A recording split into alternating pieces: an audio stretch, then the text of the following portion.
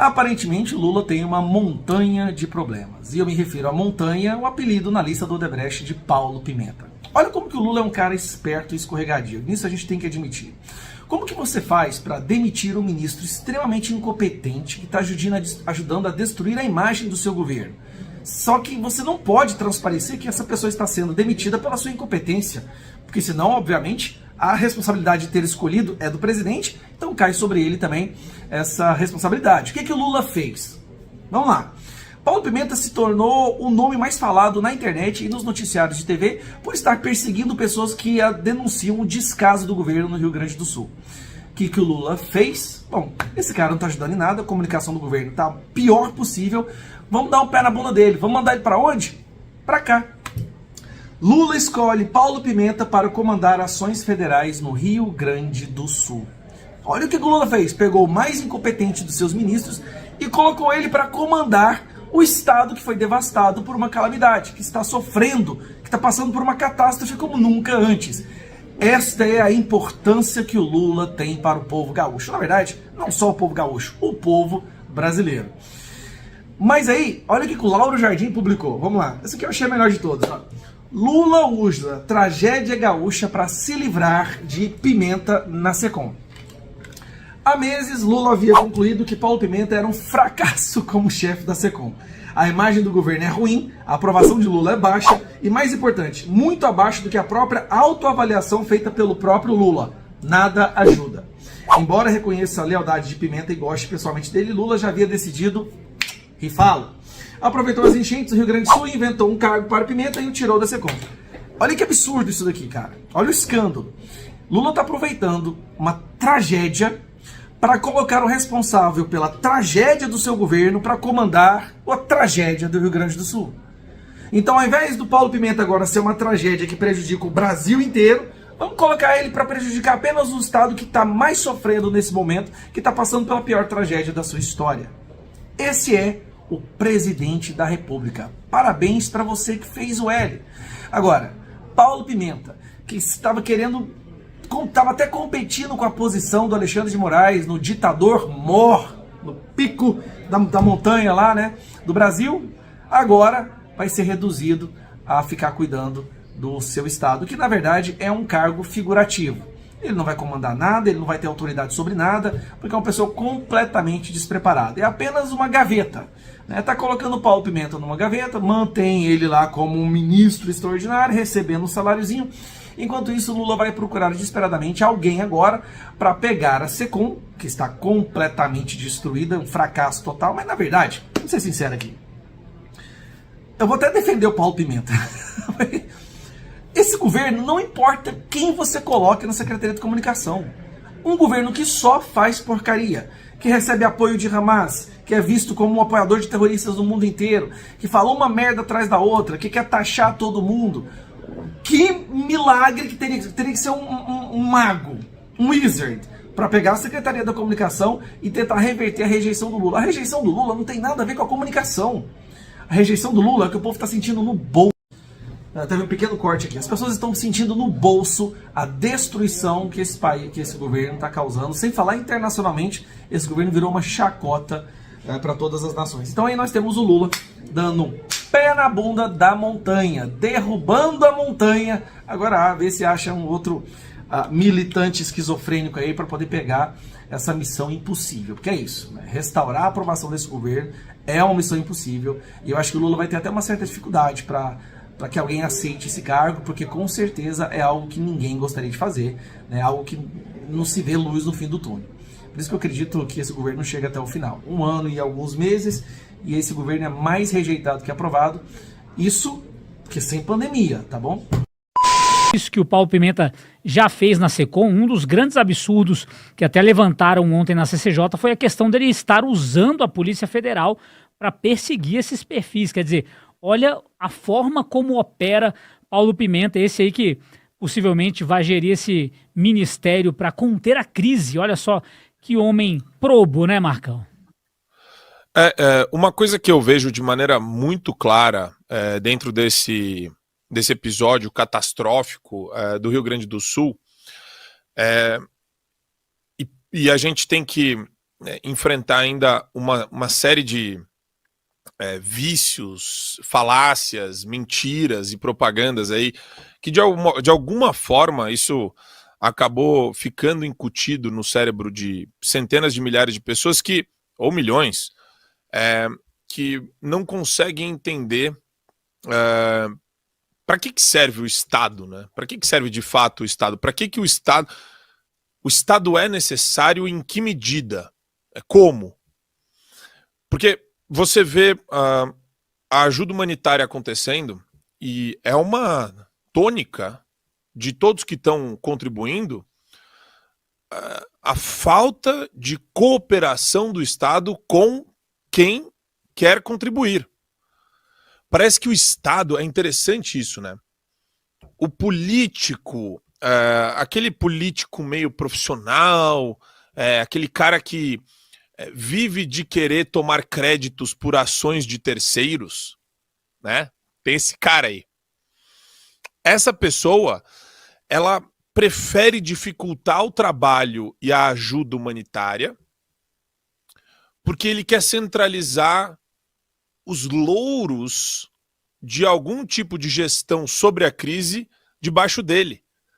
Então, é interessante, né? A visão de todos os burocratas não é a visão da pessoa que está ali sofrendo, que está passando mal, que está com leptospirose porque a água está infectada, que perdeu os pais, que perdeu o filho, que perdeu a casa, que perdeu todos os recursos financeiros, todos os investimentos. Não.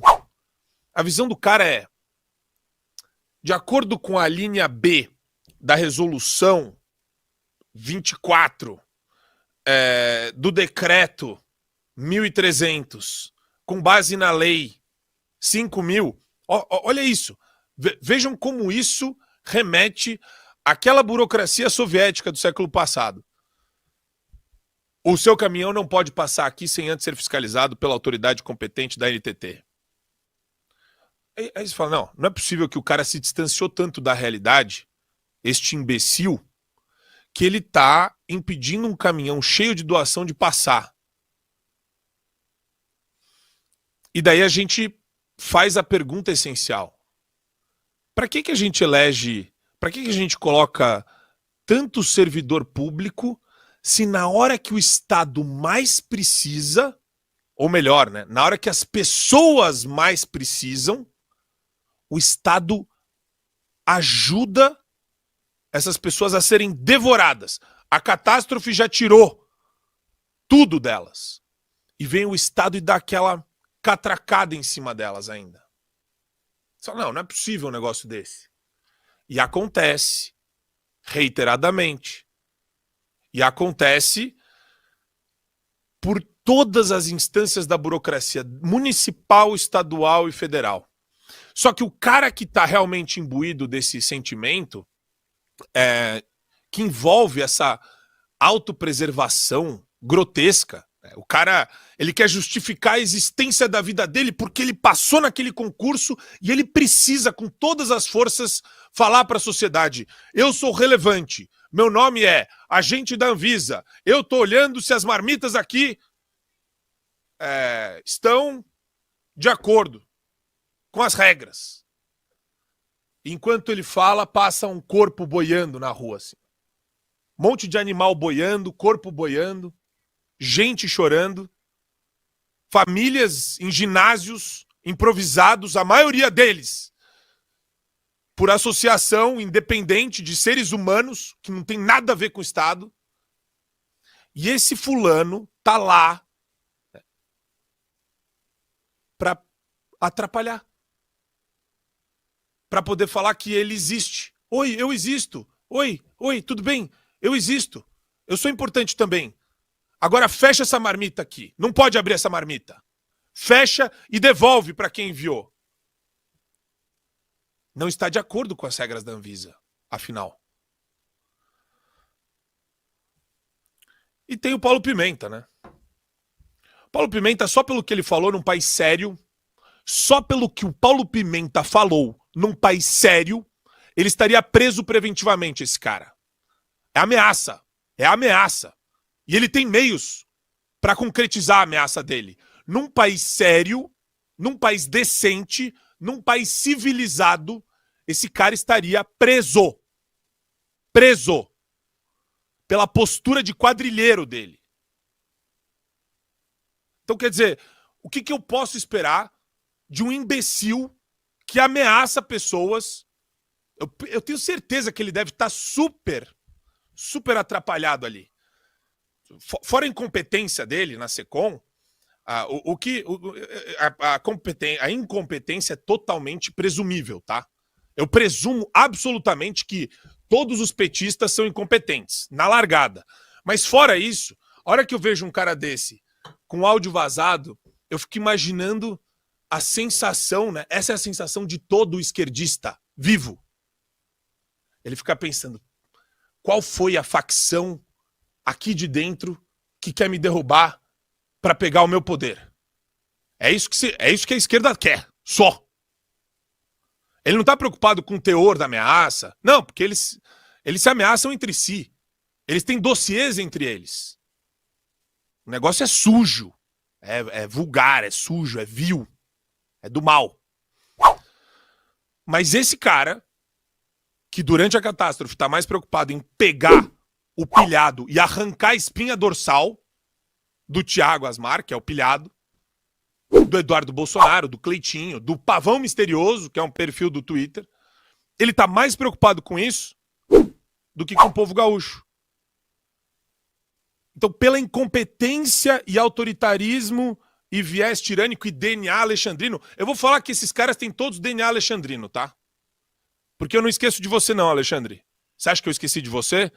Nem o Elon Musk, nem o House Judiciary Committee lá nos Estados Unidos. Não esquecemos de você, cara. Você é o pai que pariu, ou a mãe careca que pariu esses precedentes grotescos de censura no país. A Carmen Lúcia pode tentar censurar, e ela vai, mas ainda não chega nem perto dos seus pés. E o Paulo Pimenta, esse ser cabuloso aí que existe, ele foi agraciado pela incompetência dele com um cargo de autoridade. Escrevam o que eu tô falando. Este cara, eu fico muito triste pelo povo gaúcho. Muito triste.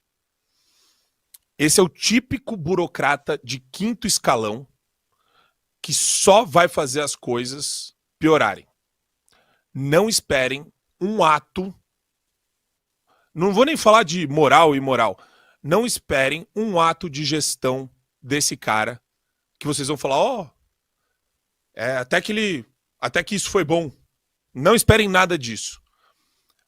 É mais um desastre anunciado, colocar um cara desse para tentar fazer qualquer coisa diante do cenário enfrentado pelo povo gaúcho. Chegou a reclamar das doações, dizendo, estão doando demais, vai fazer mal para o nosso comércio aqui. Depois foi nas redes sociais, pediu desculpas pelo mal entendido, segundo ele. E agora, Paulo Pimenta quase oficializado à frente desse novo ministério, um sujeito que a gente já percebeu desde o início desse Lula 3, que não tem qualquer intimidade com a comunicação, com a imprensa, com as redes sociais, ou seja, um péssimo nome para a condução desse ministério, né, Marco Antônio Costa? Boa tarde. Boa tarde, Gui. Boa tarde, Serrão, Cláudio, Dantas, toda a nossa audiência aqui do Sem Rodeios na Gazeta. Olha, quando a gente vê essa situação, da maneira como ela está posta, né, você fica mentalizando, poxa vida, o que um petista faz numa situação de crise que não seja piorar a crise? Então, existe uma catástrofe. Vamos culpar os gaúchos. Não é isso que eles estão fazendo? Vamos culpar os gaúchos? Vamos ir atrás de quem está olhando para a situação e denunciando a ineficiência e a burocracia estatal? Aí pega um biruta, tresloucado, doente mental, psicopata, que é esse Paulo Pimenta. É um psicopata, né? Um psicopata. É um cara que, no século passado, com certeza, ele seria aquele cara que adoraria fuzilar contra-revolucionário. Esse cara ia ter prazer mórbido nisso. Porque você vê hoje, postura... Aquele áudio dele é ou não é postura de mafioso? Mafioso. Mafioso. Quinta coluna, tem que acabar com os caras, meu. Pô. Se bobear, até os caras do morro lá no Rio de Janeiro ficaram assustados, né? Traficante, narcotraficante do morro fica assustado. Falou, ô, esse Paulo Pimenta pega pesado, hein? O cara tá querendo pegar, matar gente que discorda dele, que denuncia a ineficiência do Estado onde ele tá enfiado. Isso é coisa... assusta até narcotraficante. E é agraciado com um pseudo novo ministério, é uma autoridade agora federal no Rio Grande do Sul. O que ele vai fazer lá? Ele vai montar o quê? Um plano de caça de conservador, de jornalista? Ele quer ir atrás de quem? O que esse cara vai fazer? O que esse cara sabe fazer? Fora ser um militante de 10ª categoria. O cara não trabalha, o cara fica fazendo videozinho promocional do MST. No meio da catástrofe, o cara fica apoiando o movimento terrorista. Travestido de benevolência. Faz o seguinte, Paulo Pimenta. É a tua pegada, não é? Você curte isso. E eu nem falo do Eduardo Leite, porque um cara que bloqueia setor de supermercado chamando de não essencial é ou não é um débil mental autoritário? Beleza. Isso é só para refrescar a memória de quem tá nos ouvindo. Aí você fala, pô, é óbvio que aquilo lá não foi um lapso de loucura no meio de um oceano de lucidez do cara, porque ele fez muita coisa ruim durante a pandemia. Esses lockdowns, essa porcaria toda nojenta que o Dória fez aqui em São Paulo, que um monte de governador fez pelo Brasil inteiro. Ok. Só que daí no meio da catástrofe, o cara tem a... Não é só mudar a fotinho do perfil com a jaquetinha de Salvador e de... né? Não é só isso. É o cara ter a cara de pau de... E daí eu não sei se é uma burrice congênita, se nasceu com o cara essa burrice, ou se é uma miopia tosca, né, de falta de bom senso, falta de algo que... Acho que todo mundo que viu o que esse cara falou, pô... Né, chega lá pro amigo e fala, não é possível. Ele não quer que doe mais? Ou ele quer que doe só pro Estado? Ele quer Pix? Ele quer Pix na continha dele pra engordar a continha do Leitinho. Leitinho quer Pix. Leitinho, deixa eu te dar uma dica. Por uma questão de obrigação moral, você tinha que isentar todo o povo gaúcho de todos os impostos estaduais. Todas as taxas, todos os tributos. Por uma questão moral.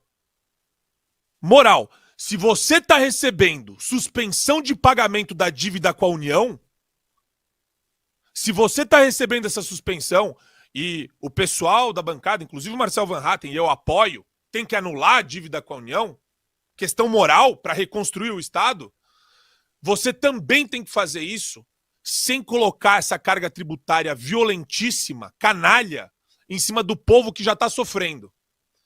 Porque são os que mais vão sofrer. Milionário, bilionário gaúcho consegue prosperar, consegue continuar vivendo. Como se nada tivesse acontecido. E mais, tem bilionários brasileiros, Luciano Hang é um, que está ajudando demais a situação na tragédia toda. Você tinha que colocar esses caras num pedestal, porque eles fazem mais do que você como gestor.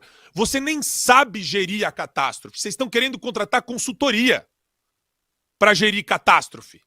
Como se consultoria soubesse gerir uma catástrofe que a gente nunca viveu antes no seu estado. Você tá perdido, Leite. Você tá completamente perdido, cara. E o mais bizarro de tudo isso é que você passa atestado disso. Em cada entrevista que você dá, irmão. Então é difícil, viu? A gente tá lidando com uma mistura de burrice e tirania no âmbito estadual e no âmbito federal. Saiu agora mais um movimento da ex-presidente Dilma. Maior parte da verba do BRICS destinada ao Rio Grande do Sul não foi aprovada por ela. Entenda. Dilma Rousseff anunciou nesta terça-feira, dia 14, a liberação de 1,115 bilhão de dólares do novo Banco de Desenvolvimento para o Rio Grande do Sul, onde mais da metade desse valor, 620 milhões, é proveniente de 4 projetos concebidos na gestão anterior de Marcos Trojo. Os projetos foram aprovados durante seu mandato e somam 1,2 bilhão de dólares.